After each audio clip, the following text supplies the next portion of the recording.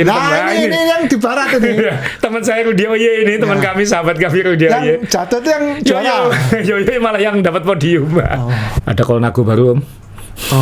C72 di Indonesia sudah ada yang posting. Kalau mau yang beli yang edisi limited edition, harganya berapa, Om? 400 kurang sedikit. Kurang berapa? Kurang 1. 300. Lumayan lah. Hanya 399.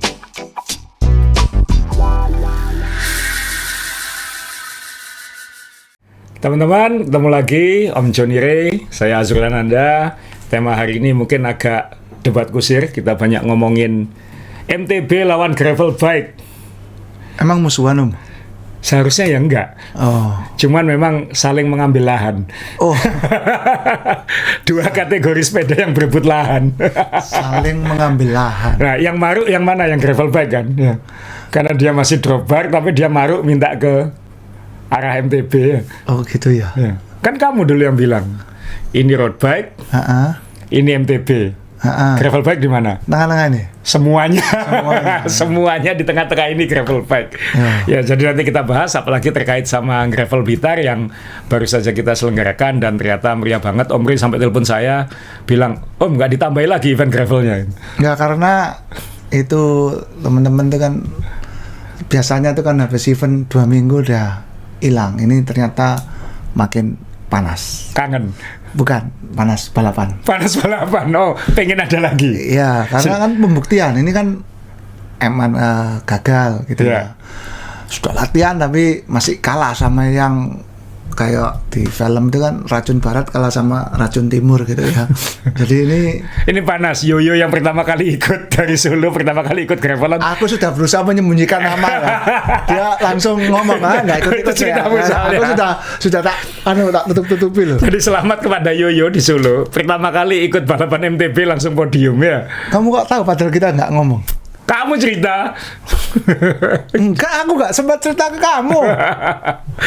Terus Yoyo ini padahal sebelum event tuh telepon aku terus. Takut dia. Aku belum pernah gravelan, ini pertama kali katanya main off-road. Aku mau dikapok, dia bilang kayak gitu. Dia kalau kapan nggak usah ikut lagi. Ya makanya. Nggak usah ikut. Dia podium. Sedangkan yang latihannya ngoyo kena masalah teknis lah. Kalau latihan, saya itu tahu betul latihannya racun barat, geng barat itu gimana tuh saya tahu betul. Ya. Memang nemen gitu loh. Kan rata gitu. Maksudnya MTB-nya ya latihan gitu loh.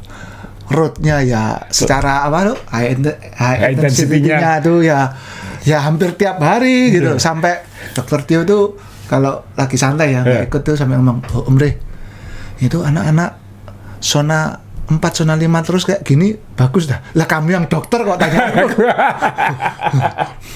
Gitu. Jadi mereka tuh mungkin 50 kilo tuh 1 jam lewat sedikit gitu. Nggak salah. Hebat. Di UC itu ya. Kalau saya ya sama 1 jam lewat sedikit ya, cuman 20 kilo. 20 kilo. Yang sana sudah 50 kilo. Kamu habis itu melipir makan. Iya. Ya ketemu terus cuma di situ, cuma beda. Jadi ya ini buat saya Om Ray begitu. Kalau dia sudah nelpon, tandanya kan berarti sudah ada urgensinya untuk main sepeda, bikin sesuatu, kira-kira kayak gitu. Berarti ya Mas, memang harus menunggu sampai Glenmore nanti bulan Oktober kan untuk event gravel berikutnya. Betul. Dan itu sudah mulai pusing mereka karena ini beda ya gravelnya kayak gitu. Ini nanti gravelnya gravel speed ya, iya. Terus dia mulai lihat video-video yang dimain sepeda yang waktu kita main-main di Glenmore itu, kan ada videonya itu, linknya bisa dilihat nanti mungkin di deskripsi. Terus kita itu selalu gembar-gemborin bahwa ini beda. Kalau di Blitar itu teknikal, kalau di Glenmore itu speed. Jadi mereka udah bingung ini MTB-nya settingannya bagaimana. Jadi nanti kita akan banyak ke situ, kita kasih bocoran. Tapi sebelumnya ini sudah bersiap-siap, minimal di main sepeda kita sudah siap-siap. Karena ini event terbesar kita setiap tahun, Bromocom. Jadi ini juga memang kalau kita lihat, saya melihat dan saya dilapori teman-teman juga, sekarang banyak event-event besar yang tahun-tahun sebelumnya tuh banyak tiba-tiba tahun ini batal, nggak jadi. Jadi banyak yang nanya juga main sepeda, gimana ini ya? Kita konsisten, namanya main sepeda, masa tiba-tiba jadi main padel kan enggak kayak gitu. Jadi ya karena kita namanya main sepeda ya, jadi kita harus terus ketika pasang maupun surut ya kita harus konsisten bikin main sepeda. Nah kebetulan memang Bromocom itu kayak flagship kita, dan syukur alhamdulillah animonya sih masih sangat bagus. Bedanya mungkin kalau dulu bisa habis dalam 1 hari 2 hari, ini sekarang bergulir. Tapi saya kira untuk peserta 1.000 atau lebih untuk Bromocom itu bukan kendala. itu selalu jadi. Biasanya nanti seminggu terakhir atau ini kan sudah mulai mendekati penutupan pendaftaran, itu biasanya repot kita karena tiba-tiba banyak yang lupa password main sepedanya. Sudah lama nggak update aplikasinya kayak gitu-gitu, atau yang baru daftar verifikasinya gimana padahal dia yang salah klik kayak gitu-gitu. Jadi ya biasanya repot-repot kita ya sekarang ini menuju Bromocom. Saya sendiri juga sudah sebulan ini sudah 2 kali ke Bromo, masih hancur semua waktunya karena lututnya belum kuat, masih di atas 3 jam semua. Tapi sampai dan alhamdulillah jalan-jalan itu sudah banyak yang diperbaiki juga ke arah sana kayak gitu. Nah, kamu udah belum latihan nanjak sama sekali kamu? Aku ke Bromo pernah tapi ke warung. Ke warung. Ya jadi kan Bromo tuh gini, warungnya kan di tengah. Ya kita kan nggak mau maruk, jadi sampai di warung itu. Tengah-tengah. Ya. Jadi waktu berangkat ketemu sama Haris sama Sidan. Lagi latihan. Sama kemana Om? Bromo. Wah. Sampai ke atas kan urusan nanti. Enggak, kamu duluan. Itu sama kayak saya barusan daftar posting. Wah, sebuah upaya besar mendaftar Bentang Jawa gitu. Padahal terus kamu daftar, padahal belum tentu diterima kan gitu kan ya. Iya sih. Ya. Jadi yang penting kan posting Om. Yang penting posting. Yang penting daftar. Nah, ini foto Bromocom tahun lalu. Jadi ini yang helm kuning depan Pak Wakapolda Jawa Timur, jadi road captain dan termasuk paling antusias bersepeda sekarang di Surabaya dan sekitar. Sangat rajin latihannya, apalagi setelah mewakili Indonesia di ajang balap sepeda polisi dan damkar dunia tahun lalu di Amerika. Di Amerika ya. Katanya tahun ini di Australia, di Perth katanya. Oh tiap tahun tuh? Tiap tahun ternyata.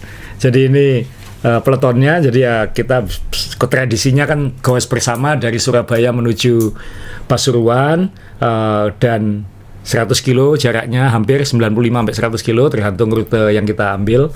Tapi nanjaknya pasti 25 kilo, 24 koma sebenarnya dari Pasrepan Pasuruan sampai atas. Ini 200 meter terakhirnya, yang bagian paling curamnya. Ya kalau Ivo yang kecil gini bisa senyum, kalau foto saya jelek tadi yang saya pilih fotonya Ivo.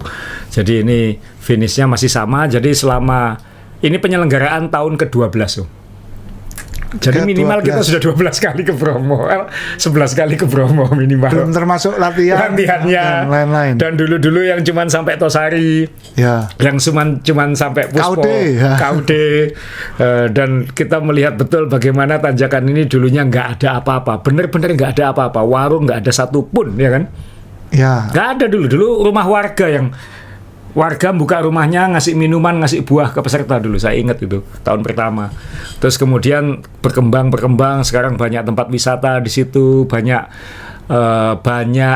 warung, banyak tempat makan, hotel juga mulai menjamur di sekitar situ. Bahkan tidak jauh dari situ sekarang ada pelataran. Loh itu masa baru? Nggak baru, cuma sudah beberapa tahun kan, cuman kan itu jadi jujukannya peserta ketika finish banyak yang ke situ kan. Sekalian liburan di Bromo kayak gitu. Jadi ya terima kasih karena tujuan event kami kan pasti untuk punya dampak ekonomi terhadap daerah yang kita lewati atau kunjungi. Jadi ya alhamdulillah kawasan Wonokitri Bromo ini terus berkembang. Jadi ya mungkin salah satunya karena event Bromocom. Jadi ini, dan kita tak sabar melihat Desa Wonokitri jadi parkiran sepeda termahal di dunia. Nah, ini kan 1.000 sepeda lebih. Ini yang saya note itu warung yang sebelah kanan ini ya.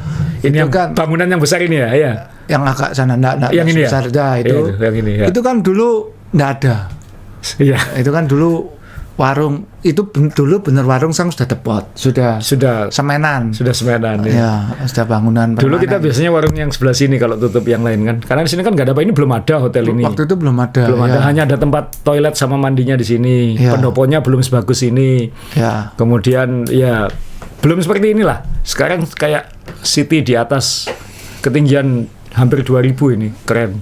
Ya kita bangga lah bisa punya dampak impact ekonomi besar gitu. Maksudnya selama 12, ini kan tahun ke-12, hanya absen setahun saat pandemi, dan pergantian bupati, pergantian gubernur ini tetap jadi event yang konsisten, bahkan berani diklaim sebagai yang paling gede di Indonesia sekarang. Jadi teman-teman yang belum daftar, silakan daftar. Kalau yang takut balapan, tidak harus balapan. Yang penting lolos COT dan bisa merasakan tanjakannya. Tahun ini kita geser ke Juni, memang kan 6 Juni ya? Iya. 6 Juni karena bulan Mei banyak tanggal merahnya gitu aja. Jadi kita tidak ingin mengganggu tanggal merah. Tanggal merah itu mereka sudah panen. Kita ingin memberi impact saat low season, tanda kutip seperti itu. Nah, mungkin tahun depan kita bisa kembali lagi ke bulan April atau Mei, tapi tahun ini kita geser ke Juni karena banyak tanggal merah, weekend panjang lah kayak gitu. Jadi sampai ketemu di promo, di Instagram Main Sepeda sudah disampaikan kalau peserta tahun ini akan mendapatkan topi khusus edisi 12 edisi promo dan foldable backpack yang menurut saya keren banget. Jadi jangan lupa mendaftar. Sampai ketemu di Surabaya untuk startnya insya Allah masih di sekitar Polda, masih di Polda Jawa Timur. Jadi banyak yang nanya karena mau booking penginapan. Jadi masih di Polda Jawa Timur insya Allah, dan finishnya masih di Wonogiri. Jadi ya silakan bersiap-siap bagi yang belum booking akomodasi atau lain-lain. Nah sekarang kita ngomongin Blitar, Om. Sebelum kita bahas sepeda MTB lawan gravel bike, saya ingin mengucapkan terima kasih kepada Bupati Blitar. Oh iya. Karena ini di CP1 bukan? Bukan. Jadi saya kaget, Om. Pak Bupati ini kan sebenarnya cyclist, penggemar MTB sebenarnya. Oke. Ya. Ya cocok memang di Blitar rumahnya kayak gitu. Dan beliau ini, ya mohon maaf, usianya kan sudah 73 tahun. Jadi sudah tidak bisa Mas ikut teman-teman seperti ini. Kalau dulu saya pasti ikut ini kayak gitu. Dan beliau ini, Pak Bupati ini, katanya kakiku gatel Mas, lihat teman-teman itu katanya cerita sama saya waktu start. Kaki saya ini gatel karena saya ini main MTB, main sepeda kayak gitu. Terus akhirnya saya pokoknya pengen nonton Mas. Kebetulan kan waktu itu ada acara besar di Blitar, jadi beliau tidak bisa datang ke tempat finish. Kan jalan banyak ditutup kan waktu kita turun pulang dari finish itu. Ya ada acara besar lah yang beliau harus hadiri. Tapi sebelum ke sana mereka tuh dari start, Pak Bupati ini keliling Om. Dia ke bendungan apa itu saya lupa namanya, ke situ ngelihat peserta di situ. Habis itu dia masuk ke sini lagi ngelihat dari sini. Jadi dia pengen lihat teman-teman. Saya ingat saya ketemu sebentar di CP1. Di CP1. Oh sempat ke CP1. Saya kan nggak ketemu berarti kan? Nah di belakangmu. Oh berarti beliau pindah-pindah nyapai peserta di mana-mana gitu. Waduh hebat. Jadi CP1 ya. Nah waktu yang di sini nih, ini kalau nggak salah sudah kilometer 40-an ini buat saya, yang buat yang non kompetitif. Nyapa gitu, saya bilang, Pak Bupati mohon maaf saya nggak berhenti gitu. Jadi saya langsung, karena setelah ini langsung kayak jalan sawah itu loh. Jalan sawah itu setelah ini. Jadi beliau itu antusias banget nonton peserta gitu. Kan jarang ya, maksudnya ada maksudnya dia kan, ya saya mengerti kan tujuan kami kan pasti memberi impact kepada Blitar. Blitar itu ada kota dan kabupaten. Kebetulan kan rutenya ini di kabupaten semua kayak gitu.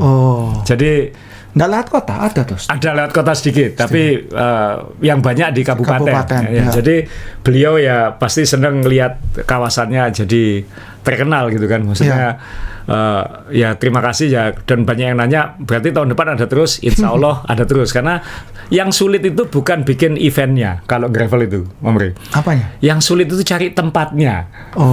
Nggak semua kota itu bisa gitu kan. Bisa dipaksakan mungkin, tapi nggak bisa. Kabupaten Blitar ini kita mau bikin 200 kilo bisa. Jadi mau dikombinasi model apa aja tiap tahun itu bisa, karena kan bisa, tapi jangan. Kenapa? Capek. Nah, teman-teman kemarin ngerasakan Blitar Selatan kan, yang jalannya lebih kasar, lebih keras kan kayak gitu. Itu sudah kita scrap yang paling berat Om, gara-gara waktu cek rute kelamaan semua itu terlalu karena hujan dan lumpur, jadi kita kurangi sudah. Selatan yang masuk pertama ya? Awal-awal ya. Jadi sekali lagi terima kasih kepada Pak Bupati Blitar atas dukungan moralnya dan nyemangati teman-teman kan, ini kan senang gitu. Maksudnya kapan lagi, ini kan yang baju hijau dan biru ini kan yang tanda kutip wisata kan ya. Sedangkan yang baju balap kan, yang baju merah kan yang untuk balapan gitu. Jadi ya bisa menikmati dua-duanya, balapan maupun wisatanya. Jadi terima kasih, insya Allah tahun depan kita akan kembali lagi ke Blitar. Pesertanya tahun ini loh hampir double tahun lalu. Berarti kan ini ada potensi tahun depan akan bertambah lagi kayak gitu. Dan yang kita rasakan di main sepeda, Glenmore ini rame. Oke. Glenmore ini rame. Ya itu yang mungkin yang balas dendam itu. Dendam itu ke situ. Bawa bola ya. Teman-teman ini ya Pak Buat ini jauh dari kantor bupati loh ini, tempat ini. Nah iya, karena kan jauh, ini belusuan ini. Saya tuh untuk nonton tuh dia harus jauh itu. Ini meluangkan waktunya istimewa ini ya. Saya juga waktu di CP1 tuh enggak tapi ada orang tuh, loh, karena ada kata-kata loh, Bapak kok di sini gitu loh.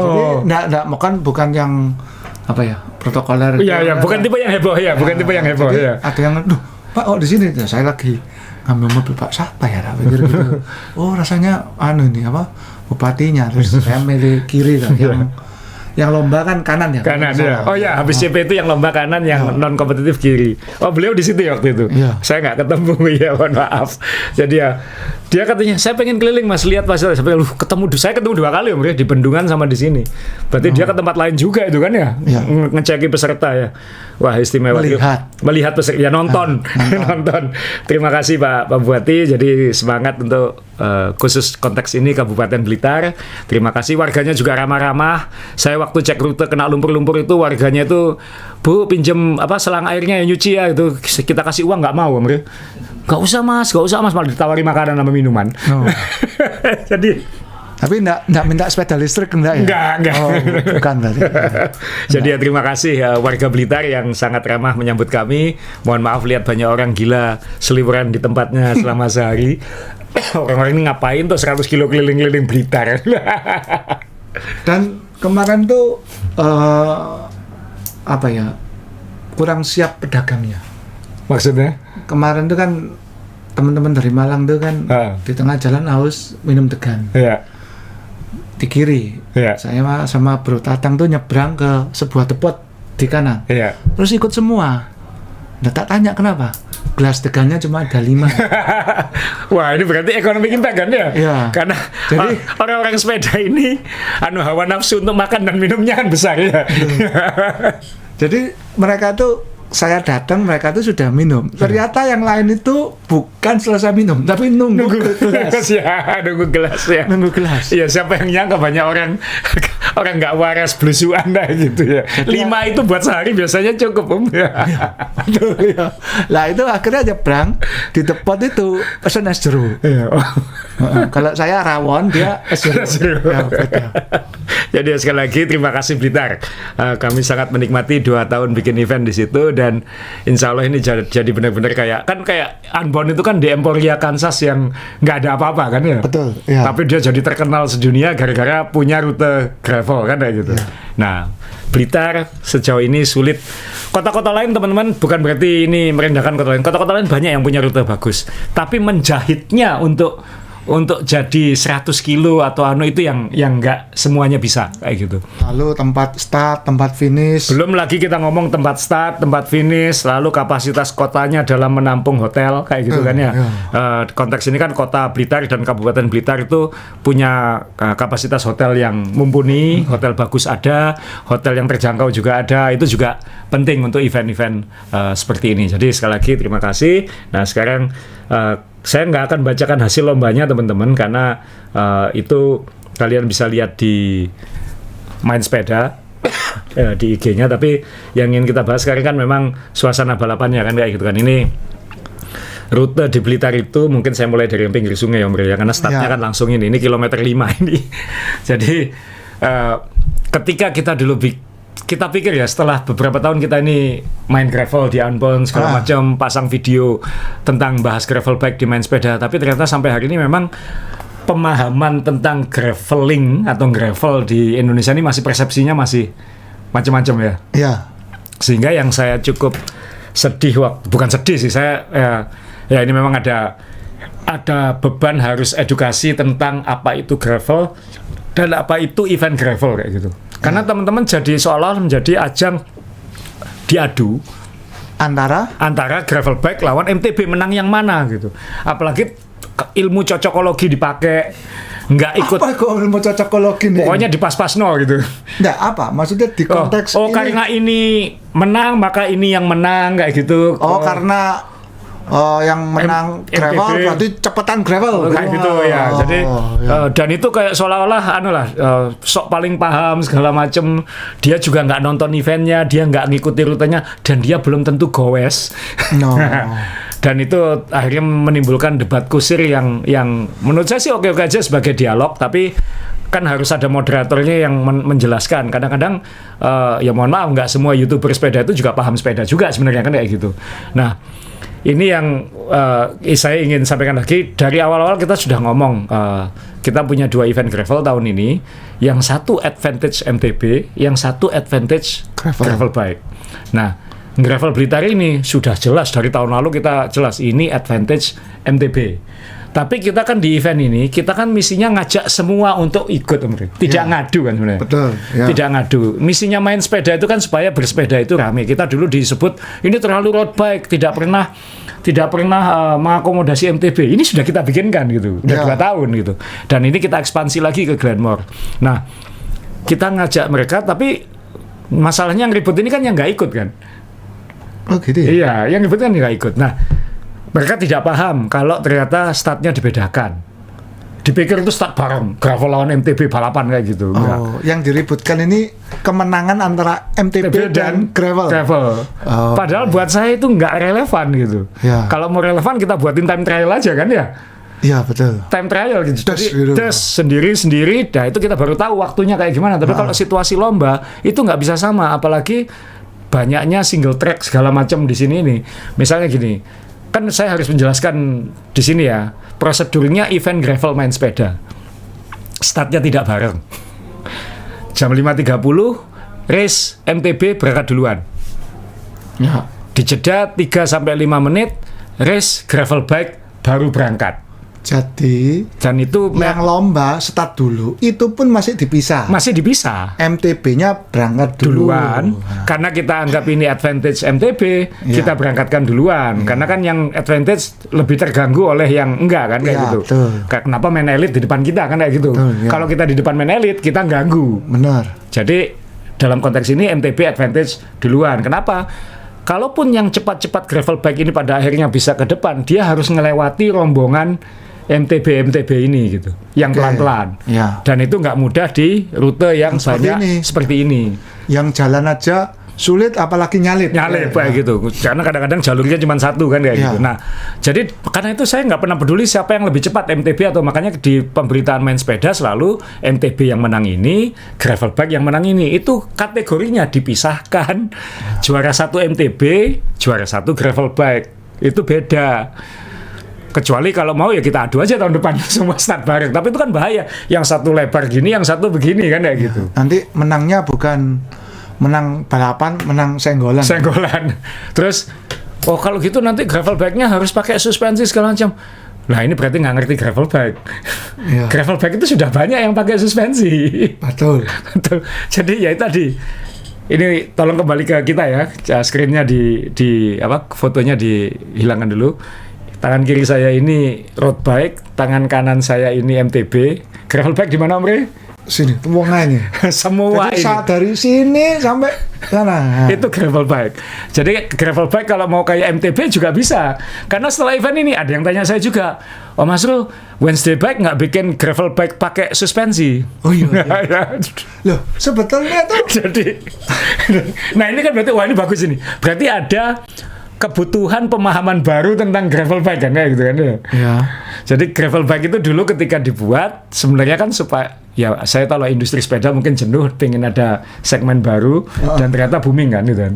Ya kalau menurut saya ya ini lepas dari apapun ini pertikaian apa, tapi intinya kenapa ada gravel bike, kenapa kok nggak mempopulerkan MTB itu di riding position. Posisi bersepeda. Yang satu tangannya gini, tegak. Yang satu tangannya cenderung di di drop itu tangannya lurus gini, satunya gini. Ya sesimpel ini sebetulnya awalnya. Jadi kenapa kalau saya tanya, loh kenapa ya kamu kok milih gravel bike, kan kamu punya MTB? Ya saya lebih enak kalau gravel kan gini. Kalau keluar dari tempat yang gravel ke aspal lebih enak setirannya. Kalau MTB kan gini, ini nanti nyangkut karena lebar. Kan itu. Nah, ini awalnya tuh dari situ dulu. Nah, kalau kembali lagi namanya gravel itu kerikil, di Amerika gravel bike dipakainya di tempat-tempat berkerikil. Karena jalan country road di Amerika itu ribuan kilometer yang kayak di unbound gravel itu gitu. Itu berkerikil. Nah, asal mulanya kan itu kan. Asal mulanya diadopsi ke sini karena kayak Eropa juga kayak di Indonesia, karena nggak bisa kayak Amerika. Nggak bisa ya? Iya, pasti nyenggol MTB pasti. Jadi karena diadopsi di medan yang tidak umum gravelnya, akhirnya ya ini tadi saling mencuri lahan, berebut lahan. Berebut lahan ini akhirnya si gravel ini minjem ya jalurnya MTB gitu. Si MTB mungkin kerosok, loh gila nggonku. Sana. Kamu ngapain kamu di sini ya? Sana gitu. Akhirnya timbullah cepat mana. Padahal sebenarnya itu kalau gravel bike itu kan bisa sebenarnya kan dua dunia sebenarnya. Makanya itu di main sepeda dari awal kita pisahkan, yang satu MTB itu kategori balapan sendiri, yang gravel bike balapan sendiri. Karena memang ini beda dunia kayak gitu. Kadang-kadang rutenya menguntungkan yang ini, kadang-kadang rutenya dan kalau anda nggak ikut gravel Blitar kan anda nggak tahu kombinasi rutenya kayak gimana kan. Aspalnya kan juga banyak sebenarnya. Aspalnya juga banyak. Kemudian single track seperti ini juga ada. Kemudian masuk kalinya juga ada kayak gini kan ya. Ini Yusuf Kibar yang tercepat di. Ini analoginya apa ya mungkin ya? Anda seneng yang binal atau yang kalem gitu lah kira-kira? Yang binal yang mana ini? Yang MTB. Yang MTB. Gravel bike yang kalem. Ya kan kalem. Lebih kalem.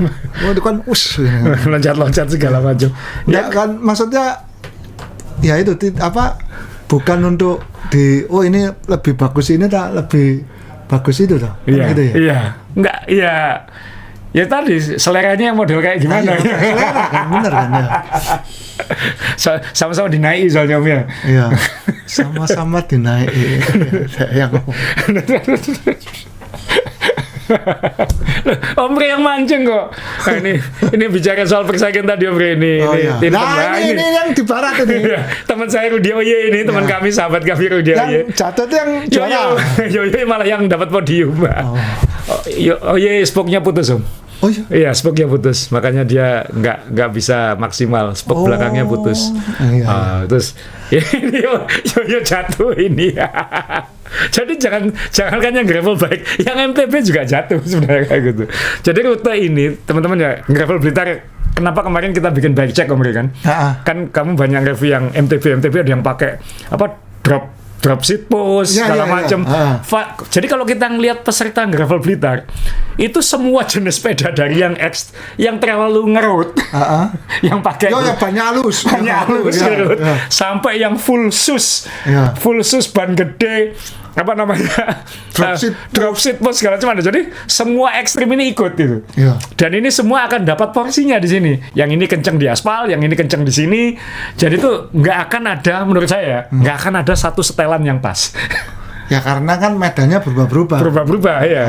Finishnya mungkin advantage MTB karena finishnya kan agak loncat-loncat turun ke bawah kan di Kebun Nanas itu. Jadi finishnya mungkin jadi kalau memang sprint ke finish atau balapan ke finish 10 km terakhir itu advantage MTB. Jadi itu serunya gravel Blitar. Dan ini kalau kita ke Disneyland itu Blitar itu kayak punya wahana model apa aja punya gitu. Dan itu dia relatif bebas dari gangguan kendaraan kan Om? Iya. Jadi untuk dijadikan event seperti ini memang luar biasa kayak gitu. Nah ini yang kalau teman-teman yang menyelenggarakan event mungkin paham ya betapa sulitnya mencari venue yang ideal gitu. Ini kan Tuhan sudah membuat tempatnya. Manusia secara tradisi telah mengembangkan wilayah itu sedemikian rupa. Nah kebetulan kok ini cocok buat gravelan kayak gitu aja. Sama kayak Emporia tuh, siapa yang sangka bisa jadi event unbound gravel. Iya, gitu. tapi untuk gravel Blitar ini saya juga punya note satu. Apa itu? Untung kering, Om. Untung kering. Ini kalau nggak kering jam 4 itu bisa lebih. Ya ini gimmick ya, maksudnya ini melewati kali tapi ini Sungai Lahar ya. Terlokalisasi, nanti mikirnya lain. Apa ya? Terlokalisir ya itu. Ya, jadi maksudnya itu ya cuman ini aja, bagus buat foto tapi ya nggak melulu jalannya seperti gini gitu loh. Ya. Jadi kalau Anda mungkin diajak temen, jangan sepedanya nanti jalan di kali, saya hanyut. Nggak, ini cuma lewat aja buat foto bagus tapi nggak melulu gini jalannya. Itu saya ingat omongannya Ferry Kediri kan ikut. Ya. Dia bilang pas ada yang rute yang jalannya sempit, kanan sungai, kiri sawah. Ya. Ingat tengah-tengah itu. Dia tuh milih aku di kanan apa di kiri ya kena. Jadi kalau jatuh aku mending jatuh di sungai atau jatuh di sawah. Dia milih sungai. Terus jatuh? Enggak. Kalau jatuh dia milih sungai, makanya dia di kanan. Pinter dia. Kamu milih apa itu? Ya saya milih nggak jatuh lah. Saya milih nggak jatuh. Aduh, jadi ya teman-teman ini gravel. Jadi kalau Omri tahun lalu pakai MTB. Tahun ini pakai gravel bike. Nah, jadi kamu yang mungkin lebih bisa menyimpulkan mending apa untuk ini? Sebetulnya kalau dari segi keamanan menurut saya mending MTB. Lebih aman. Ya. Jadi misalnya ada apa itu istilahnya ceklongan-ceklongan yang tahu-tahu tanahnya naik. Oh, itu kena motor trail itu ya. Lincip. Celong-celong gitu ya. Terus kita tahu kita sudah masuk ke kiri, tiba-tiba kita tahu yang baik jalannya itu yang di sebelah kanan, kan mau pindah jalur tuh. Ya. Nah kalau gravel maksa pindah kan nunggu si tanah ini kondusif baru bisa pindah jalur. Atau bunny hop miring gini. Nah ini tidak semua orang bisa kan. Nah kalau MTB nggak perlu. Dia bisa pindah-pindah semuanya. Langsung pindah gini, yang ngimbangi ketinggian itu kan shockbreaker-nya itu yang ngimbangi. Ini contoh gambarnya, Amri. Maksudnya ini hutan di awal ya. Jadi gravel bike dia harus urut karena ini jalur yang paling halus. Betul, yang paling halus. MTB dia ngambil kanan nggak masalah. Yang kanan ini yang gravel bike menghindari ini karena dia lebih lompat-lompat jalannya. Kalau di foto mungkin nggak terlalu kelihatan ya teman-teman. Tapi dari sini kelihatan bahwa yang gravel bike dia harus kayak berbaris kayak road bike, sedangkan MTB dia berani ngambil di jalur kanan karena memang ya ini advantage MTB di sini. Betul, kan gitu. Itu yang saya gambarkan. Jadi memang dua sepeda ini akan punya challenge sendiri-sendiri gitu. Ya, cuman ya pasti ini dengan kekuatan yang sama ya, kekuatan saya di datarnya enak pakai gravelnya, apalagi waktu nanjak gitu ya. Kan di kekep ini tangannya masih sempit, torsi di kakinya itu bisa enak. Kalau MTB kan ini walaupun bisa naik karena gearnya MTB ku cenderung kecil-kecil, jaringnya kecil, sprocketnya gede gitu, jadi lebih ringan. Tapi secara speed dapatan yang gravel. Kalau jalannya melulu seperti itu, tapi kan enggak. Jalannya kan dimix, habis naik turun ceklongan pasir. Nah begitu pasir, advantage-nya MTB lagi, enggak dong? Sebetulnya MTB, tapi saya juga lihat banyak MTB ya jatuh. Jadi ya sebetulnya sama aja, cuman kamu pakai drop bar atau kamu pakai flat bar gitu aja kan. Dan ini adalah ya. Jadi kamu kalau ikut lagi, seandainya nanti di Blitar lagi, kamu milih pakai apa? MTB atau pakai gravel bike? Nah, mungkin gravel. Kenapa? Saya kepingin nyoba ban lebih besar. 50 ya. Kamu kemarin pakai semi slick soalnya. Iya, saya pakai 40. Jadi 40 dan cenderung ngaspal kan itu kan? Iya. Jadi ketika berpasir dan berlumpur kaki turun. Iya. Karena gini-gini kan ya, ngepot-ngepot ya. Ya, terus habis itu ya cenderung kecelep ya. Pasir hisap kayak kesedot ke bawah gitu ya. Apalagi Itu kan katanya teman-teman pasti dihisap. Nah, kan gitu. Orang-orang tuh kalau pasti dihisap nggak mau, kalau dihisap toh susah. Pasti dihisap. Hati-hati Om, pasti dihisap gitu. Iya, itu istilah anak MTB ternyata ya, pasir hisap ya. Nggak tahu. Aku ya jarang dengar itu Mas banyak pasir hisap. Kayak gitu apa? Iya. Kan waktu di yang apa? Tempat nanas itu dekat finish itu ya. Ya, itu kan kelihatannya kan sudah mau selesai ya. Iya. Itu saat dimana menurut saya bisa berakhir cepat.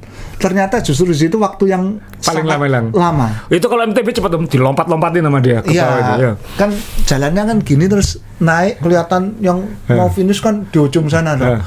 Wah, ini deket. Kok berhenti? Ternyata teman saya kena pasir gitu kan. Akhirnya berhenti. Sebelum naik itu kan agak bunny hop gitu. Iya. Itu yang MTB kenceng-kenceng di situ. Iya, kan bisa mumbul. Nah, saya bisa mumbulnya, daratnya nggak bisa. Gitu. Jadi banyak tempat itu maju dikit, minggir. Kalau ada pasirnya maju dikit, minggir gitu. Nah, kalau teman-teman yang sudah lihat videonya main sepeda yang membandingkan yang balapan betapa intensnya dan betapa santainya mereka yang tidak non-kompetitif ya silakan ikut gitu. Maksudnya kalau ada event seperti ini cobalah maksudnya untuk ngerasakan itu kan lebih baik melakukan daripada debat kusir nggak penting di sosmed tuh. Ya. Jadi kalau ditanya MTB versus gravel bike ya tergantung medannya dan tergantung setelanmu juga kan. Kalau MTB-mu setelannya kayak gini ya kalah kayak gitu. Tapi kalau menurut saya ya ini kita ambil contoh ekstrim gitu. Yeah. Kalau yang depan kanan ini, itu pakai MTB sama gravel, ya tetap bandar gitu. Yeah, sama aja gitu. Sama aja, ya. Dan saya tahu kemampuannya menghandle rute seperti gini ya cukup mumpuni gitu loh. Ya, maksudnya perbedaan antara sepeda gravelnya dan sepeda MTB-nya ini cukup mumpuni. Kecuali rutenya itu benar-benar advantage untuk gravel only, misalnya ternyata banyak aspalnya. Jalan rusak semua, ya itu MTB-nya pasti lebih tidak menolong karena berat, misalnya seperti itu. Nah ini yang teman-teman MTB beberapa yang kan banyak yang nanya Glenmore kayak gitu. Waduh kalau itu speed berarti jangan pakai full shoes. Aku mungkin pakai hardtail kayak gitu kan. Sudah mulai mikir-mikir kayak gitu mereka. Nah kalau di Blitar yang pusing sepeda gravel, kalau yang di Glenmore yang pusing nanti sepeda MTB. Yang gravel kan tinggal ganti ban aja. Ban 40-mu aman di situ, akan kenceng. Yang MTB ini harus mikir bagaimana caranya supaya lebih kenceng. Nah itu yang saya maksud. Percuma kita debat karena tergantung medannya. Ini off-road gitu.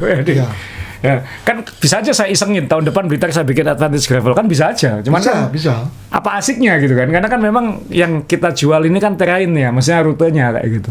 Dan masih banyak ternyata di Blitar ini yang belum kita eksplor, Bro. Yang kemarin waktu cek rute itu, yang kamu tadi bilang untung nggak hujan, itu benar. Karena kita cek rute 2 kali, Om John Bumiharjo ngecek sekali, saya dan Ivo dan beberapa teman ngecek rute lagi, itu kena hujan dan kena lumpur semua. Jadi waktu saya cek rute misalnya, waktu itu 100 kilo sih, itu 30 kilo pertama itu kita butuh 4 jam lebih. Iya, percaya. Karena kayak waktu di Unbound itu sepeda harus dipanggul segala macam nggak bisa dilewati, akhirnya rutenya harus dimodifikasi. Jadi rute kemarin event itu kita belum 100% coba. Panitia tim saya, tim main sepeda, Adit dan teman-teman selalu sama Boni teman kita di Blitar selalu 2 minggu sebelum event tuh aktif ngecek rute dan nyobain terus, karena sampai H-2 itu kita punya plan B gitu. Kalau ini hujan lebat nanti kemana? Kalau ini jadi kita tuh mikirnya sampai kayak gitu. Konon itu enggak tuh. Sampai malamnya itu kan masih dicek. Ya. Itu ada beberapa titik saya dikabari sama teman-teman yang di lokasi itu. Wah ini tadi malam baru dipasangi sama anak-anak tim gitu. Yang mana ya saya sih tinggal ngelewati katanya ya gedek-gedek itu ditambahi supaya nggak terlalu bahaya gitu. Ya itu tolong kita apresiasi teman-teman tim saya di Main Sepeda yang sampai malam sebelum event pun terus melihat rute, memastikan seseru mungkin, tapi juga faktor keselamatannya juga diperhatikan. Kita juga terima kasih kepada seluruh tim medis di Blitar lah, baik itu puskesmas maupun rumah sakit. Ya, Anda kaget kan di tengah hutan ada tim medis? Ya, saya baru tunjukin tadi pagi. Ini loh Om yang nolong anak itu.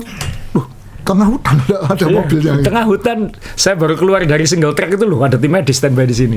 Saya pikir cuma saya aja yang bikin event aja, ternyata di sini ditaruh juga. Jadi ya salut, kalian sangat memperhatikan peserta kayak gitu. Saya nggak yakin penyelenggara lain mampu kayak gitu. Benar. Jadi kalau saya tuh yang memperhatikan tim medisnya, beda. Oh gitu ya. Tapi lain lagi. Ini dokternya dulu keluar lagi. Ya, jadi sekali lagi terima kasih untuk semua peserta, terima kasih kepada Blitar, warga Blitar segala macam. Insya Allah event ini sudah mendapatkan hati di tempat penggemar sepeda, baik MTB maupun gravel. Dan ya kalau teman-teman belum ngerasain eventnya, silakan main ke Blitar, coba sendiri. Tanya teman-teman MTB di Blitar itu, mereka antusias semua. Kalau ada tamu-tamu datang, diajak pasti mau. Dan support UMKM-nya, makan di Blitar, tinggal di Blitar, belanja di Blitar. Ini jarang kota di Jawa khususnya ini ya yang punya rute variasi rute off-road seperti ini. Jadi kalau kita ngomong sekarang kesimpulannya MTB sama gravelbike apa ini Om Bri? Ya ini ya tadi balik-balik selera. Anda mau suka megangnya gini atau megangnya lurus gini kan gitu. Ya, kalau misalnya Anda mau pakai gravel bike, pakai suspensi, silakan. Mau pakai hardtail MTB, silakan. Kan setiap orang punya kemampuan cara masing-masing kan. Variasi bannya aja luar biasa kemarin itu. Nah, yang penting kan sepedaannya. Sepedaannya, ya. Ya. Ini Om Yoyo yang jungkel di foto ini tapi dapat podium, saya yakin nggak kapok. Kalau dia kapok, yang depan ini seneng kok. Kalau yang depan ini saya tahu satu Om, dia cuman sedih karena ini Om Dede ikut ini. Begitu Om Dede ini ikut, aduh berat ini podiumnya katanya. Om Dede dari Lombok ini. Oh. Yang naik Vespa ke Blitar itu. Oh itu. Itu kan hebat sekali, kuat sekali dia. Dan triknya pinter, dia itu strateginya kayak Koha ya. Kan dia pakai Garmin dan itu dia sulit baca mapnya kan. Dia pokoknya dia tempel yang di depannya. Oke. Makanya dia nempel Tombro, Ethan sama Ismail ini. Tombro kan juara 1 35 up, Ismail ini juara 3 usia 30, Ethan juara 2 usia 30. Yang ini barusan jatuh kayaknya. Om Dede ini ngikuti mereka kayak gitu. Oh, hebat ya. Hebat. Jadi ini kan juara satunya MTB ini. Yang usia 45 up ya. Juara satunya. Nempel. Oh, ini di kelasnya Om ini. Siapa? Oh iya di kelasnya Om ini. Oh iya berarti 45 up ya. Sama.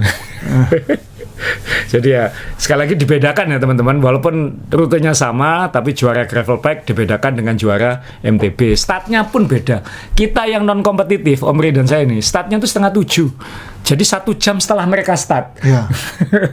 Terus saya ketemu itu supaya kita nggak ganggu mereka. Saya ketemu yang lomba ini, tapi yang kena santet itu. Kena santetnya di belakang. Ya enggak, itu kan Calvino itu kan kena santet. Oh, dia pakai paku itu. Ya. Pakai paku, iya. Oh, kamu ketemu Calvino? Ya, berarti Calvino belakang banget waktu itu. Iya, ketemu terus karena mungkin nggak siapa, ngapain kamu ikut lomba ketemu aku. Terus akhirnya ngebut aku. Jadi saya aja ya, kita ini kan berangkat sekali lagi yang non kompetitif pun pisah gitu. Non kompetitif jam 6:30 berarti 1 jam setelah yang race. Itu yang MTB berangkat duluan, baru setelah itu yang gravel bike. Jadi kelompok kita itu paling belakang berangkatnya. Oh iya. Kita kan 3 menit setelah yang MTB itu. Dan kita start paling belakang dan saya nangkep ikan-ikan merah ini, ikan-ikan balapan ini kilometer 42 saya baru nangkep. Tapi yang belakang-belakang kan, yang belakang-belakang. Tapi nangkepnya kilometernya beda. Mereka sudah 50-an ya. Oh. Ya, mereka sudah 50-an, kita masih 42 kayak gitu. Ya. Jadi beda walaupun ketangkep itu sebetulnya secara kilometer. Ya. Nah, itu pun kita ngitungnya harus pas itu. Karena kalau startnya yang non kompetitif terlalu cepat, itu ganggu. Ketemu yang depan ganggu yang balapan. Jadi kita atur supaya nggak ganggu kayak gitu. Jadi ya tidak cocokologinya tolong di riset lebih baik kalau ingin berkomentar ya teman-teman. Kadang-kadang otaknya dijempol itu ya. Ya, tapi sekali lagi terima kasih, hebat semuanya. Sampai ketemu di Glenmore. Kalau yang ikut event main sepeda off-road lagi, gravel Glenmore. Itu lokasinya start dan finish sekitar 30 km dari Banyuwangi. Oke. Jadi memang harus dipikir logistiknya. Oh, bukan di kota ini ya? Bukan, ini di Glenmore-nya langsung. Jadi ini yang dekat apa tuh, Merawan tuh? Gumitir. Iya, dekat Gumitir ya. Jadi ini dari Jember juga dekat ini. Relatif dekat maksudnya. Ya, ini tapi Blitar ini ada satu yang sama. Apa itu? Si Jambrong itu kan naik MTB, Hatil. Ya. Terus saya kira saya saya mikir kok badan kok pegel gitu. Oh, aku gak sepedaan belum, pegel gitu. Terus waktu saya nyelamati Ethan ini, nggak apa-apa tau, nggak pegel.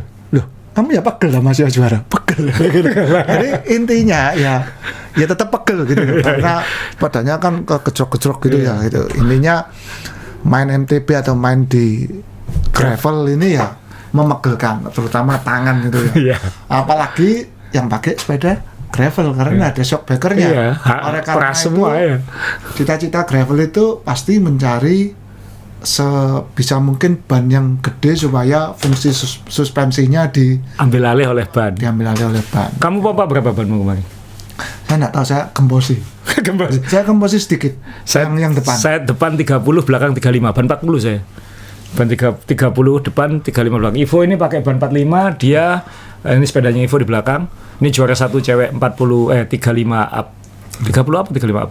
Dan ini dipompa cuma 23. Jadi agak mepet gitu. Iya kan dia orangnya kecil. Oh iya sih. Jadi digembosin sampai 23 itu nggak apa-apa. Cuma dipompa 23. 20 depan, 23 belakang kalau nggak salah. Iya. Kamu coba kayak gitu? Nggak bisa, mepet. Langsung mepet. Jadi banyak belajar lah kemarin, maksudnya bagaimana memompa ban, setelan pilihan ban, ada sekian puluh ban itu kan ada yang cocok di sini, ada yang cocok di sini, jadi nggak akan ada yang perfect di sini. Dan menurut saya selain ban dan sepeda dan teknik pastinya ya, karena ilmu saya lama itu keluar sudah telat. Ilmu apa itu? Ya waktu di pasir itu. Saya kan bingung, saya dulu bisa kok di pasir kok nggak bisa ya. Oh ya, mesti paling ringan supaya ngicik. Supaya apa? Cadence-nya ada. Wah, udah capeknya muter di pasir gitu kayak ular gitu ya. Gini terus gitu. Tapi kan capek karena saya tambah satu lebih banter, meleset. Jadi akhirnya itu yang di Kebun Nanas yang lompat-lompat itu, yang 10 kilo sebelum finish itu, saya salah pilih jalur itu. Kan kalau ngambil di kanan kan lebih kenceng itu. Saya kena kiri, jadi saya yang kiri lebih kenceng, saya kena kanan, jadi akhirnya harus ngerem kanan jeglong aja. Tapi nggak mesti karena kadang-kadang kanan itu jeglong, yang kiri mulus. Kiri jeglong, yang kanan mulus ya gitu terus gitu. Ya ini kayaknya ada 2 jalur, tapi yang bisa dilewati yang kanan ini. Yang kan nggak kelihatan di foto. Yang kanan ini kali loh ya, bukan jalan tol loh. Ya, itu gravel Blitar. Jadi ya moga teman-teman soal perdebatan MTB lawan gravel bike ini ya, kecuali itu time trial diadu benar-benar ini nggak bisa diadu karena memang beda dunia. Dan percuma diadu, yang penting seru aja lah. Anda naik gravel bike enjoy, Anda naik MTB enjoy, kan kayak gitu aja kan udah ya.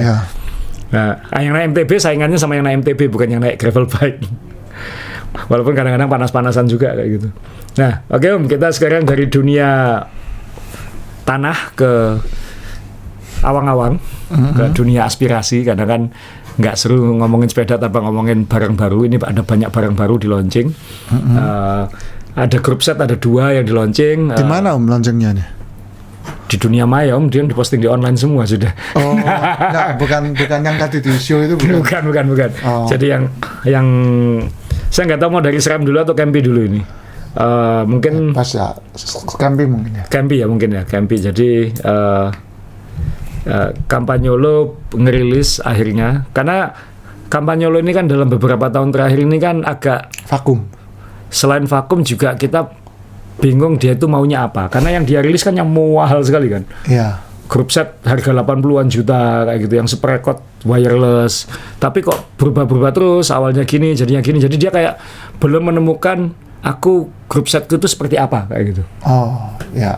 Kalau dulu kan gampang, super record, chorus apa itu kan ya, chorus, sama-sama 5339, 5034 kayak gitu kan. Beda kualitas. Nah, dalam beberapa tahun terakhir kan dia kayak bingung, dia ini ngikut 5039, 5034 atau punya hitungan sendiri 48. Sebetulnya ya kalau saya mikir sejak 12 speednya dia ya, super record, chorus, sebetulnya dia itu malah pionir. Kenapa? Ya sudah 12 speed. Oh ya, dia paling duluan ya. 12 speed duluan. Duluan ya. Menurut saya tinggal kalau cerita industri kan kalau sudah duluan kan tinggal membagi biaya ke quantity kan sebetulnya.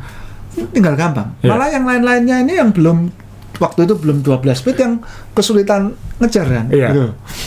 Tapi dia nggak neruskan. Malah seakan-akan bunuh line up yang bagusnya ini terus keluar 13 speednya yang mehong setengah mati itu. Ya ini 13 speed maksudnya. Jadi dia udah duluan sebenarnya kan gitu. Yang mahal yang 80 sekian tuh. Nah, ini super recordnya ya, super record. Nah, kayaknya dia agak mendengar itu, akhirnya dia bikin record sekarang. Oke. Kan yang satunya tuh super record terus ada super record ultra ya, kalau nggak salah. Saya sampai nggak ngikuti udah itu ya, karena aduh ini nggak worth it harganya. Belum lagi harus ganti free hub-nya segala macem. Tapi bahwa dia mulai mikirin harga ke bawah ini, saya mulai noleh lagi om itu kan. Jadi dia akhirnya keluar rekod masih 13 speed, masih wireless. Berarti dia mencoba tarung di papan tengah kan. Ini kan saingannya harusnya SRAM Force. Ya mungkin di atasnya Ultegra masih kayak gitu. Dia narungnya nih kalau di beritanya sebetulnya di Force dan Ultegra. Cuman menurut saya tidak adaptable ke sini, ke Indonesia. Kenapa? Karena di luar negeri itu jualannya MSRP. Harga suggested manufacturer price ya, harga resmi kan ya. Harganya ya itu. Di sini kan ya tahu sendiri karena kemampuan dan pendapatan per kapita di Indonesia akhirnya kan biaya marketing di Indonesia sebuah produk itu kan belum kena regulasi pajak dan lain-lain itu. Di-reduce langsung ke produk kan. Iya. Jadi nggak ada, intinya nggak sama dengan MSRP. Nggak sama dengan MSRP di luar. Ya. Nah ini super record dan dibuat lebih terjangkau. Jadi pada intinya kayak ini sama kayak dulu lah. Chainringnya sama, cuman cranknya ini kalau axle-nya yang dulu itu titanium, ini pakai steel. Jadi dikurangi kayak gitu. Terus baterainya sama Om Re. Baterainya juga copotan, cuman ini menangnya SRAM menang paten kan, yang interchangeable baterai. Jadi kenapa Campagnolo baterainya yang FD dan RD itu tidak bisa sama, karena itu ada patennya SRAM. Jadi dia yang ini baterainya FD harusnya, lalu ini baterainya ini baterainya FD ya. Sorry, saya lupa ya. Enggak. Ini baterainya FD, ini baterainya RD. Dan itu tidak bisa saling tukar. Kenapa? Itu patennya SRAM. Jadi kunci-kuncian paten kan dari dulu. Shimano ngunci paten ini, SRAM ngunci paten ini, Campagnolo punya paten ini, dan itu ya buat konsumen agak merepotkan. Tapi ya itulah kenyataannya, dan mereka ya minimal super record sama record baterainya sama lah. Itu tidak lagi membingungkan. Kalau misalnya aku punya sepeda yang pakai super record, lalu aku membangun sepeda pakai record, aku bisa tuker-tukeran baterai kan, intinya kayak gitu. Nah ini terjaga, dan dia masih ini yang aku sebenarnya suka Om Bre, apa nama istilahnya? Ultra torque. Jadi cranknya dia itu belahan separuh kiri dan separuh kanan itu setara kan ya? Iya. Jadi ini supaya stiffness pedalingnya dapat juga gitu. Ini salah satu keunggulannya Campy kalau menurut saya. Dan namanya ultra torque, jadi cranknya ketemu di tengah.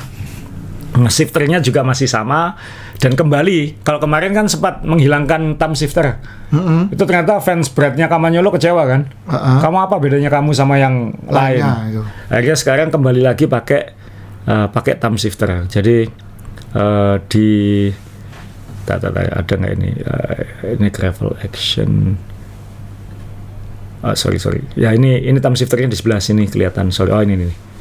Ya ini thumb shifternya ada lagi, jadi dikembalikan. Tapi ada tombol di sini sekarang Om. Jadi sebenarnya nggak perlu pakai thumb shifter, mau pindah gigi pakai ini bisa juga kan, bisa ini kayak Shimano, kayak SRAM yang tombol ekstra itu kan, bisa disetting untuk apa saja kan.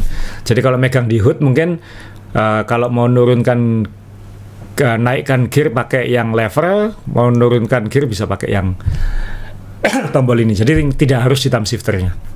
Tapi minimal Campagnolo sudah kembali ke jalurnya. Ya ini kan cita-citanya tadi. Kalau harga itu seingat saya sekitar 1.800 GBP Great Britain pound sterling atau euro sekitar itu. Ya.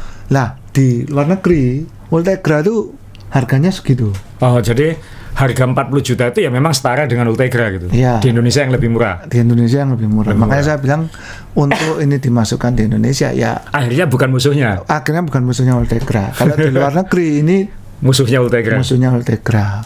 Wah, gimana ini ya? Jadi pertama saya mikir gini kan beritanya to defeat Ultegra. Saya lihat, oh enggak. Enggak. Bacanya konteksnya konteks dunia, bukan konteks Indonesia ya. Betul, ya. Kamu sebagai penggemar Kempi, aku tanya lagi, kapan kembali ke Kempi? Nah, nanti ya kalau affordable. Tuh Ben Omri ngomong affordable. Nah, iya karena ya gimana ya? Sekarang namanya engkolan ini apa? Crank ini fungsinya sampai kapanpun tetap engkolan. Tetap pakai kaki. Tetap pakai kaki. Shifter walaupun 13 speed, maksimum sprocketnya juga ya segitu-segitu aja. Oh, ini bisa buat ini. Nah, ini bedanya lagi ini dibuat modular. Jadi agak-agak nyenggol SRAM. Jadi dia bisa dibuat one by. Iya, saya tahu. Dan ininya kan beda, apa RD-nya beda. Iya, RD-nya ada beda. Yang pakai kopling, ada yang enggak, kan gitu. Toh. Ada yang road, ada yang gravel, ada yang road one by, ada yang gravel one by. Nah, seperti itu kan maksud saya. Tapi ujung-ujungnya, maksudnya ya apa modularnya itu kan nggak bisa yang road terus bisa pakai bearing 50 gitu kan nggak bisa gitu maksud saya. Tapi kamu paling nggak minat atau apa gitu? Nyoba lagi, kan kamu lama udah nggak pakai Kempi. Ya minat sih. Karena udah jebol semua. Iya. Udah jebol semua. Ya ada sih kalau dikumpulin dapat satu ini dapat. Tapi ya kalau minat ya minat, nantilah lihat. Karena PR-nya masih banyak. Masih banyak. Iya. Ya. Karena saya ada ini itu belum saya bangun ya jadi. Ada berapa sepeda lagi? Enggak, part. Oh, part. Aduh, ya ini Campagnolo. Jadi buat teman-teman penggemar Campagnolo, sekarang yang ditunggu apakah setelah rekod ini akan ada chorus lagi? Ya seharusnya. Sekalian ya. Sekalian ya supaya pasar yang dibilang menengah bawah yang nggak bawah-bawah banget itu tempur. Biar konsumennya tambah happy, pilihannya tambah banyak. Kan orang tuh seneng kalau pilihan banyak. Iya. Misalnya kita duduk gini yang ditunjuk di depan banyak kan seneng ya. Kan gitu. Kalau enggak kan enggak seneng kan pilihannya enggak banyak gitu. Dulu itu loh saya tuh yang pakai super record punya, yang pakai record banyak, yang pakai chorus ada, yang pakai Athena pun ada sepeda-sepeda lama saya itu. Yeah. Kan sayang gitu. Maksudnya Kempi dulu tuh lengkap gitu. Potenza yang dulu ditarungkan dengan 105 itu ada. Iya. Dan apa quality build-nya itu kan walaupun Potenza Athena itu kan quality build-nya bagus gitu. Ya. Lebih bagus dari Shimano yang murah. Jauh, ya jauh. Jadi ya moga-moga ini pertanda baik Campagnolo menunjukkan napasnya lah gitu. Napasnya. Nah, di CPR berarti. Iya. Lo barusan di CPR dong, hampir mampus ini. Oh, di CPR. Iya, di CPR. Oh, sudah dikejut das. Ya, ini bagus dia sudah punya produk baru ini. Oke, sekarang kita ke SRAM. Nah, ini SRAM ini punya grup set baru, ini yang saya tampilin ini yang S200. Jadi untuk MTB sebenarnya, tapi kan sekarang kalau kita ngomong grup set itu sudah modular ya. Jadi antara MTB dan gravel dan road itu sudah irisannya sudah saling nyatu gitu. Apalagi SRAM Access itu kan bisa road, bisa gravel, bisa MTB, bisa dikawin-kawinkan. Nah, SRAM ini kayaknya makin ambisi ngambil tengah bawah. Oke. Jadi yang kombinasi MTB-nya dia, yang sekarang kalau nggak salah ada 9 model itu, disimplifikasi jadi 3 model. Jadi ada S100, ada S200, S100 dan S200-nya mekanikal loh. Jadi dia kembali bikin mekanikal ini. Jadi dia tidak, dia memutuskan kembali bikin mekanikal, intinya kayak gitu. Itu wah ini nantang perang ini, nantang perang ini. Dan harganya semuanya ini sekali lagi MSRP ya, karena ini bahasa MSRP, harga normal di luar itu ditarget di bawah, kalau dirupiahkan kira-kira di bawah 10 juta. Ya nggak tahu kalau masuk sini bisa lebih, tapi enggak Om, biasanya lebih rendah. Lebih rendah. Nah ini di target di kisaran 10 supaya aman saya ngomongnya di bawah 15 juta lah kayak gitu ya. Oh iya. Nah, kena kurs kita sekarang kan ampun. Tahu nanti kalau kita ngomong besok kursnya berapa? Nggak tahu ya. Anggap aja di bawah 15 juta untuk tanda kutip quality group set. Nah yang 100-200 ini ya pasti karena 100-200 itu maksudnya tipe ya? Tipe 100 dan 200. Sekali lagi bisa dikawin-kawinkan komponennya. Itu ya 1050, 1052 ya Hasram lah. Tapi mereka shifternya terserah kita mau dikombinasikan sama yang road atau sama yang MTB. Jadi dia benar-benar modular. Dia enggak. Jadi yang ditunjuk walaupun mekanikal. Mekanikalnya kan dia ada rival yang lama atau apa gitu. Tapi saya nggak tahu lah, yang mekanikal pasti ada yang Eagle kan ada Eagle. Berarti habisnya keluar drifter lagi. Harusnya enggak ya. Kalau saya baca ini, saya tunjukin yang S500. Ini kan akses. Jadi dia yang wireless. Ini kalau ini malah mau pakai shifternya rival, mau pakai force, mau pakai red, atau mau pakai yang Eagle akses bisa. Terserah kamu. Nah ini dia cuma RD crank dan sprocket. Oke. Dan itu pun bisa dikawin-kawinkan kan? Maksudnya ini bisa mau dikombinasi depannya pakai apa? Molet itu. Mulet itu ya. Mulet itu. Jadi sekarang kalau ngomong group set itu memang kita nggak bisa lagi ngomong beli Ultegra semua, beli 105 semua, beli Duraisma. Dulu kan kita terbiasa kayak gitu kan. Rekod. Tapi kan sekarang ini kalau kita lihat kawin silangnya itu kan bisa macam-macam gitu. Dulu aja yang waktu masih 11 speed kan kadang-kadang pakai sprocketnya Shimano di Campagnolo. Kan masih agamanya masih rukun waktu itu. Sekarang sudah nggak rukun, sudah nggak bisa. Tapi di dalam brand itu sendiri sudah mulai berani kawin-kawinan silang-silangan ini. Saya kira Shimano yang baru juga harus kayak gitu kan ya.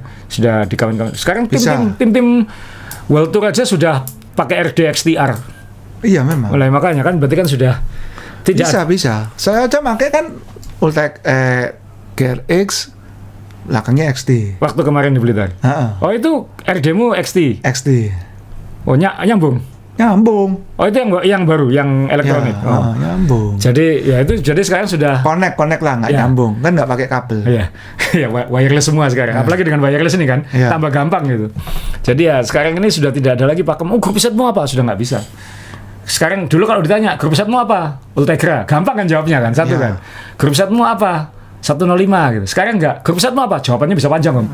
Shifternya red, cranknya force, RD-nya rival, rantainya pakai apa itu. Jadi sudah nggak ada saklek lagi. Jadi buat teman-teman bahwa dunia sepeda ini sudah berevolusi sampai ke sana. Ya ini kita tunggu nanti seperti apa responnya.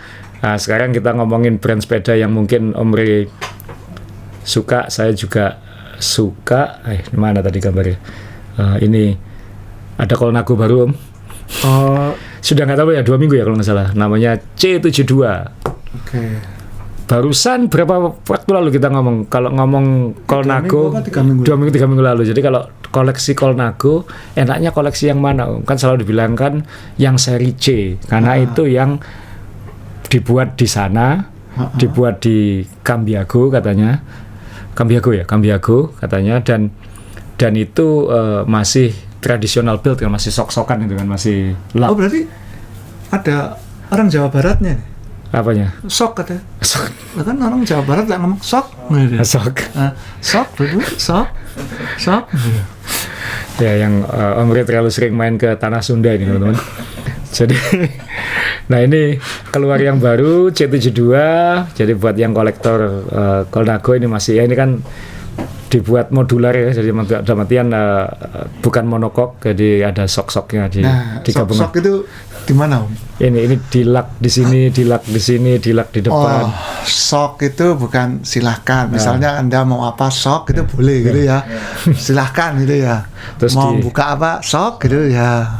Terus dilapis-lapis supaya lebih rapi. Jadi teknologi laknya sudah supaya bentuknya lebih modern. Saya mikir jadi kelihatan kayak BMC apa dulu yang dibuat oleh robot itu? Apa satunya? Impact. Dulu ada BMC. Impact. Oh, semua ngomong ini yang bikin robot bukan manusia kayak gitu. Layar karbonnya pakai robot. Dan robot itu spesial dibikin untuk buat sepeda itu. BMC Impact. Wah, itu bisa dicari itu buat koleksi. Waktu founding father-nya masih hidup. Oh, udah meninggal ya. Ya kan waktu siapa namanya, lupa aku sampai. Apa Reis itu ya, bukan ya? Bian Reis, bukan. Apa? Lupa ya. Tapi dulu tuh BMC dulu dikenal yang paling berani gini-gini kan. Oh, ini sepeda dibuat oleh robot tuh. Ya. Teman-teman beli waktu itu. Padahal ya, jadi kelihatan gemuk sepedanya. Saya lihat aja jarang sepedanya. Dulu banyak di Indonesia, Om. Banyak? Iya, banyak. Aku sih nggak pengen waktu itu. Cuman bentuknya kan kalau dipikir-pikir kan arah-arah desain, bahasa desainnya kan kayak begini kan ya. Tekuk-tekuannya kan ya, BMC Impact gitu. Iya sih. Tapi ini yang time machine apa itu ya? Time machine itu yang balap itu yang kan sudah mirip kayak gini. Ya, time machine yang all rounder, time machine yang TT atau aerobike lupa ya. Tim machine ya. Jadi ini dan kemarin saya lihat di Indonesia sudah ada yang posting kalau mau yang beli yang edisi limited edition harganya berapa, Om? 400 kurang sedikit. Kurang berapa? Kurang 1. 300. Lumayan lah. Hanya 399. Ya 300-an. 300-an ya. Ya itu sama kalau bilang apa? Bikin event namanya Odak 500, rutenya 599 kan itu kan. Itu perasaannya JJ ya. 600-nya 600 met 700 itu. Ya, pokoknya kepala 6 kan, Om. Ya ini kepala 3. Kepala 3 ini. Tenang teman-teman, silakan beli Colnago yang baru hanya kepala 3. Dan saya yakin sudah ada yang beli di Indonesia. Sudah pesan karena belum datang ya. Ya, jadi ini update dari dunia persepedaan. Kalau untuk nontonan Omre, weekend ini mulai semua jalan menuju Roma. Wah, Giro d'Italia. Wah, ini kan kita kemarin sudah nonton klasik Paris-Roubaix. Weekend ini mulai Grand Tour Giro d'Italia. Apa slogannya? The most amazing race in the most challenging race in the most beautiful place. Wah. Slogannya. Itu ada yang daerah kecil itu kemana? Bulgaria, Om. Oke. Startnya di Bulgaria, 3 etape di Bulgaria, baru setelah itu ke Italia dan finishnya di Roma. Dulu kan biasanya finishnya di Roma. Nggak pasti ya dia ya. Pindah-pindah, kadang Milan, kadang enggak ya. Roma ya. Lupa ya. Rasanya pindah-pindah dia, kadang Milan, kadang ya. Tapi ini finishnya di Roma. Dan saya nggak terlalu ngikuti pembalap sekarang. Omre yang lebih intens nonton balapan, unggulannya yang mana, Om? Setahu saya cuma Vingegaard sekarang. Yang ikut ya? Yang rame di sini. Yang rame di dukung. Yang lagi rame kan malah kepastian sukses ikut Tour de France. Oh ini. Yeah. Paul Sexas turis Tour de France supaya Poggi punya lawan ya. Yeah. Nah ini teman-teman Poggi ini update soal berat badannya nambah atau tidak. Dia dipastikan nambah 2 kg doang untuk Paris-Roubaix, tapi itu otot. Jadi dia nge-gym power, berarti kan nambah power kan. Yeah. 2 kilo muscle mass ini kayak gitu. Untuk kemarin klasik, saya nggak tahu nanti sebelum Tour de France dikecilin lagi atau enggak. Kita 2 kilo tapi perut semua. Kacil semua. Ya ini Paul Gurih lah di kopong. Nah, tapi Tour de France masih bulan Juli, Om. Jadi kita Giro d'Italia dulu lah. Kan ada siapa nih? Vingegaard. Lalu ini yang kanan ini Egan Bernal. Yang kiri ini namanya, ya ampun, saya sampai siapa? Itu. Palizari. Baca yang komplit tuh kalau. Palizari ya. Palizari. Kalau kita ngomong, ini si Jonas, Vingegaard. Ini jangan. Jadi Palizari komplit. Ya si Egan Bernal ini kasihan ya, setelah juara Tour de France kecelakaan dia belum kembali ke form terbaik. Sudah nggak kembali kayaknya. Sudah nggak kembali. Ini cuma makan gaji mungkin. Makan gaji. Ya jadi buat yang suka balapan ada Grand Tour 3 minggu ke depan ngikuti Giro d'Italia. Kalau memang seru-seru menarik kita bahas ya, Omre ya. Ya. Kamu kan ngikuti ini. Itu mungkin episode minggu ini, Omre. Sekali lagi buat teman-teman yang mau ikut Promocom, pendaftaran akan dibuka, sudah dibuka dan masih segera dibuka, ditutup ya, segera ditutup dan sampai ketemu di Surabaya dan di Wonogiri nanti ketika event. Om Ri ada pesan buat calon peserta Promocom, persiapannya apa kurang sebulan? Ya latihan. yang pasti Promocom kali ini saya nggak tahu ini karena fenomena cuaca, berapa kali kita sepedaan cuacanya panas, ya? Sangat panas. Ya.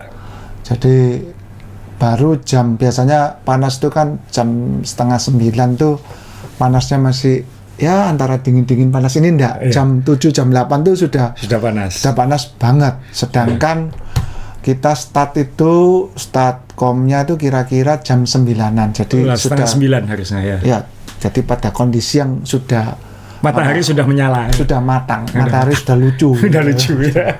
Sudah terang.